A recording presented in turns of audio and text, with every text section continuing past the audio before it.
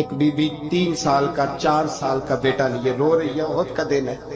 سہیلیاں پوچھتی ہیں تو کیوں روتی ہے؟ وہ کہتی ہے دیکھو میرا خامد بھی بدر میں شہید ہو گیا، بھائی اور باپ بھی۔ دل کرتا ہے کوئی جوان بیٹا ہوتا تو آج مصطفیٰ کے ساتھ اسے ہی بھیج دیتی۔ کوئی جوان میرے پاس ہے ہی 3 سال کا تو کیا کروں؟ 3-4 سال کا بچہ کیا کرے گا؟ پتہ نہیں کیا دلیل آئی، اچانک اٹھی، بیٹے کو سینے سے لگایا، کپڑا ڈالا، مسجد نبوی پہنچ گئی۔ حضرت بلال کہتے ہیں مجھے ملی، کہنے لگی بلال مجھے پتہ ہے حضور تیاری کرا رہے ہیں جنگ کی، پر 2 منٹ اگر میری ملاقات ہو جائے۔ بلال حبشی کہنے لگے حضور ہم ایک بی بی ضد کر رہی ہے۔ حضور باہر آئے، کہنے لگی حضور میں فلاں کی بیٹی، فلاں کی بہن، فلاں کی بیوہ ہوں، میں نے بدر میں 3 شہید دیے ہیں، اب میرے پاس یہ 3 سال کا لال ہی بچا ہے، بڑا فخر ہے میرا، لوگ مجھے شہید کی بیوہ، شہید کی بیٹی، شہید کی بہن کرتے، دل کرتا ہے شہید کی اماں بھی کہیں جاؤں تو میرا بیٹا لے لے۔ سیدنا بلال کہتے ہیں حضور مسکرائے، کہنے لگے یہ 3 سال کا نونہال کیا کرے گا؟ کہتے ہیں اماں کا عجیب جذبہ ہے۔ کہنے لگی محبوبہ سنا ہے اسلحہ بھی تھوڑا ہی ہے، ڈھالے زیادہ کوئی نہیں، میرا بیٹا ساتھ رکھ لیں، جب آپ کی طرف کوئی تیر آیا نا تو میرا بیٹا ڈھال کے اس کو ڈھال بنا کے آگے کر دینا۔ محبوبہ ڈھال تو بانی سکتا ہے نا۔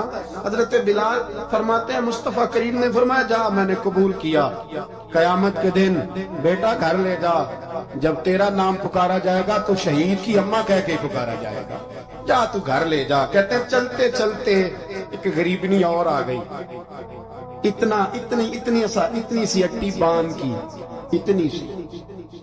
بلال حضور سے ملاقات ہو جائے گی، نبی پاک آ گئے، کہا محبوبہ یہ غلبہ اسلام میں میرا بھی حصہ ڈال لے۔ حضور نے فرمایا یہ کیا ہے؟ کہنے لگی حضور خامد فوت ہو گیا، اولاد اللہ نے بے نیازی سے دی نہیں، سویرے چرخہ کاٹ کے رزق حلال کھاتی ہوں، میرے پاس نا یہ اتنا سا بان ہے، ایک گھوڑے کی لگام بن جائے گی، محبوبہ حصہ تو ڈال جائے گا نا دین کے لیے، میری قبولیت ہو جائے گی۔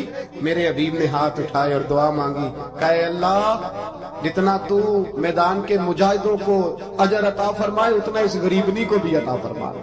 حضرت عمر فاروق رضی اللہ تعالیٰ عنہ رات کا وقت ہے، چہرے پہ نقاب ڈال کے گلی میں گھوم رہے، میں بھی گلی میں نکلتا ہوں، آپ بھی نکلتے ہیں، لیکن مقصود یہ ہے کہ ذرا پتہ کریں باہر کی ہوا کیسی ہے، مقصود یہ ہے کہ پتہ کریں کہ آج برگر کس دکان کا اچھا ہے، معلومات کریں کہ محلے کی سیاست کس رخ جا رہی ہے۔ وہ بھی نکلتے تھے لیکن مقصود یہ نہیں تھا، مقصد سمجھ گئے تھے نا، وہ اس لیے نکلتے تھے کہ پتہ کروں کوئی دکھی تو نہیں، کوئی تکلیف میں تو نہیں، کوئی آزمائش میں تو نہیں۔